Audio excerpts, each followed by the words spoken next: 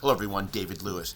In a previous post I discussed with you why buyers lie. And they lie because they feel threatened and they're apprehensive, and then because we ask them questions that make them want to lie to us. Now I want to take this one step further and share with you what happens when people lie. See, once people lie, they then defend that lie, whether they agree with the lie or not.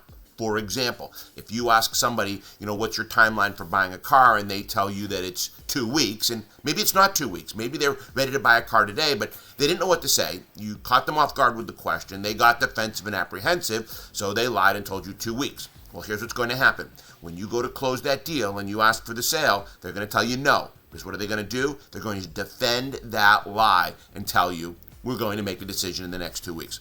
So always remember, never ask questions that can create the customer to lie to you. Because once they lie, they're going to defend that lie, and you will never come out a winner in that situation. Good luck, everyone. Thank you for watching my video, and I hope I inspired you.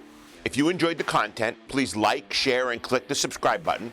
Once you subscribe, make sure to hit the bell so you can receive more content like this every week. And should you have any comments or questions, I'd love to hear them.